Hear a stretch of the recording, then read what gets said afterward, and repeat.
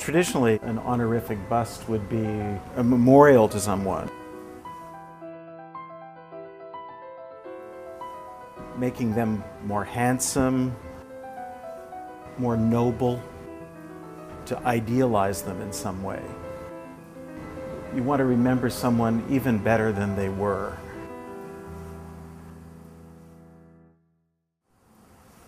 Here you see somebody that you can feel a warmth, somebody who can reach out to the public, shaking hands and walking through a crowd with this big smile on his face. It's a very alive sense of who this man was as a living human being. George Moscone was mayor of San Francisco, and in 1978 had been assassinated in City Hall, along with Supervisor Harvey Milk. And it was an extraordinary, painful, difficult, divisive event in the life of the city.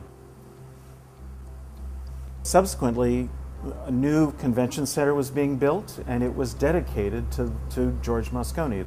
And so the City Arts Commission decided they wanted to commission a memorial bust to place in the convention center. Robert Arneson was asked. He's known as a portrait artist, very well known for his self-portraits, but other portraits as well. And he won the commission. He did a drawing for it, which was of the smiling politician George Moscone. But he had left the pedestal blank in the drawing that he had submitted.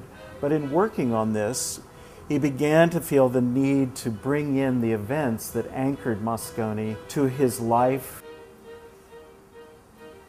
his biography, and not shrinking back from depicting the events of his assassination.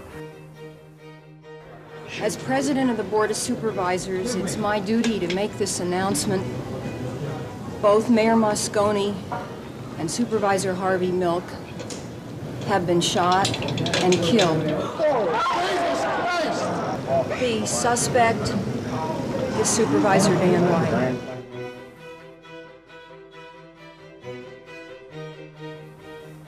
This was still raw, painful for the city, for the family, and so many people objected to it.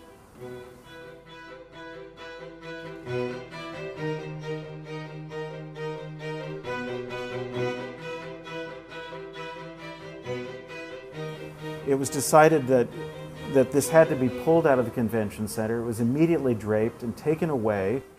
Arneson refused to alter the base. He was asked by the Arts Commission. He felt this was integral to his conception of the portrait, the depiction of Moscone and the full events of the time. So he reimbursed the city for the commission that he'd been paid to execute this work, and he then took possession of it. SF MoMA has one of the great collections of the work of Robert Arneson, and it's a collection we want to continue to deepen and strengthen. And this is one of the most iconic, important works that Arneson ever made. It was a kind of orphaned work. Over the years, there have been many people that felt like this was a work that had to be in San Francisco. It had to return here. So we got a phone call, said that this might be possible. We began negotiations.